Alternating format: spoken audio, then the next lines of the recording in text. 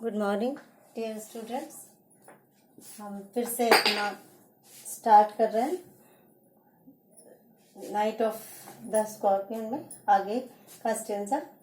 और जैसा कि हमें मालूम है कि जब एजिकियल के मदर को बिच्छू ने काट लिया था, स्कॉर्पियन का मतलब बिच्छू होता है, और जब उसको बिच्छू ने काट लिया था और जिस दिन लगातार बारिश हो रही थी 10 दिन से, तो हमने देखा था कि सारे फार्मर्स जो थे, किसान लोग जो थे, वो भी अपने अपने कैंडल लेकर के, लालटेन लेकर के वो सब आ गए थे और अपने अपने विश्वासों के अनुसार वो उसकी माँ के लिए विश कर रहे थे कि वो बिच्छू आगे नहीं चले, वहीं रुक जाए, आपके जो पूर्व जन्म के पाप हैं वो इस सफरिंग से समाप्त हो जाएं, आपको आगे दुख ना मिले, आपके अगले नेक्स्ट लाइफ में आपको मिसफॉर्चून का सामना न करना पड़े। इसी प्रकार से बोल करके वो उनको हिम्मत में बंधा रहे थे और सब के सब अपने गाँव में अपने सहयोग और सहभागिता और प्रकट कर रहे थे।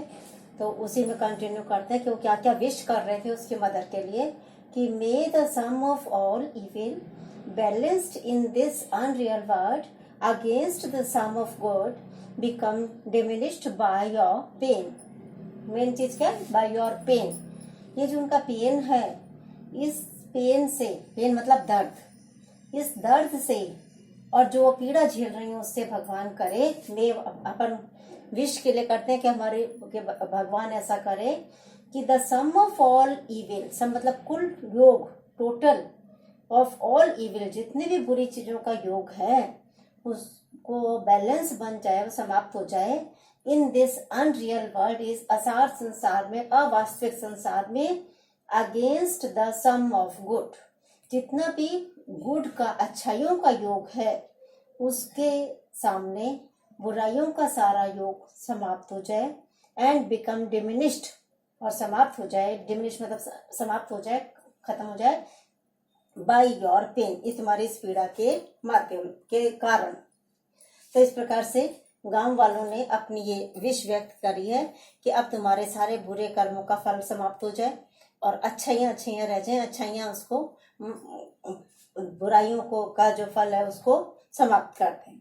इसी प्रकार से may the poison purify your flesh of desire and your spirit of ambition. फिर कहते हैं कि इस समय हमारे जो ये भौतिक शरीर है, इसमें बहुत सारी इच्छाएं होती हैं जो कि हमारी पीड़ाओं का कई बार कारण बनती हैं। तो कह रहे हैं कि जिस प्रकार से मे द पॉइजन, पॉइजन यानी कि जहर, ये जो विष है ये प्योरिफाई कर दे, ये शुद्ध कर दे। प्योरिफाई मतलब शुद्ध करना, गंदी चीजों को निकाल देना। योर फ्लैश, तुम्हारे इस फ्लैश में से, तुम्हारे बॉडी में से, शरीर में से, ऑफ डिजायर्स मतलब कि किस किस चीजों को हटा दे, सारी जो इच्छाएं हैं। And your spirit of ambition, ambition मतलब होती है महत्वाकांक्षा, महत्वाकांक्षा की और इच्छाओं की जितनी भी भावनाएं हैं जिनके के कारण उनको पीड़ा झेलनी पड़ती है, वो भी प्योरीफाई हो जाए, वो भी समाप्त हो, वो चली जाए और तुम्हारा शरीर शुद्ध हो जाए। दे सेट, उन्होंने कहा, एंड दे सेट अराउंड, कहा उन्होंने और कह करके वे सेट, सेट मतलब बैठ गए, अराउंड, अराउंड यानी कि चारों तरफ, ऑन द फ्लोर, फ्लोर यानी कि फर्श, ऐसा कह करके वे सभी किसान वगैरह फर्श पर उन माँ के चारों ओर बैठ गए। विद माय मदर, और पोइट कह रहा है, एजिकियल कह रहे हैं कि मेरी माँ जो थी इन द सेंटर, सेंटर मतलब केंद्र, बीच में, मेरी माँ बीच में थी और उनके चारों तरफ किसान जो पड़ोसी आए थे वो भी बैठ गए।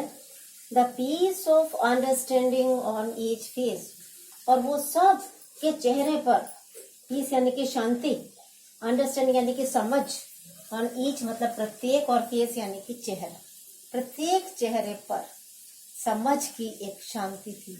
मतलब समझ रहे थे कि माँ को कितनी पीड़ा हो रही है, माँ की क्या स्थिति है, और इस भाव को अभिव्यक्त करते हुए वे माँ के चारों ओर बैठ गए। उसके पश्चात जैसा कि पता पड़ता है कि जैसे जैसे सबको पता पड़ता है और भी और लोग आते जाते हैं गाँव में, सबको सहानुभूति होती है, सब अपना योगदान देना चाहते हैं किसी भी चीज में। तो जैसे जैसे औरों को पता पड़ता रहा और लोग भी आते रहे। तो कवि कह रहा है कि मोर कैंडल्स, मोर लैंटर्न्स, मोर नेबर्स। और ज्यादा लोग बाग कैंडल्स लेकर आए, मोमबत्तियां लेकर के आए।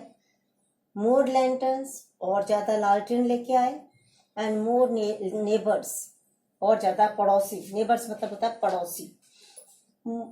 मोर इंसेक्ट्स, अब वर्षा की रात थी, जब मोमबत्तियां जल रही हैं, लालटेन जल रही हैं, तो क्या होगा कि उन पर जो कीट पतंग होते हैं वो भी लाइट पर आते हैं, तो और ज्यादा कीड़े मकोड़े, इंसेक्ट्स, कीड़े मकोड़े और आ गए।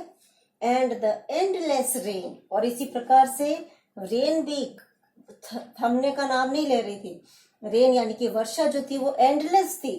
एंड होता है समाप्त, और एंडलेस समाप्त न होने वाली, नहीं रुकने वाली, बंद नहीं होने वाली वर्षा भी निरंतर चलती रही।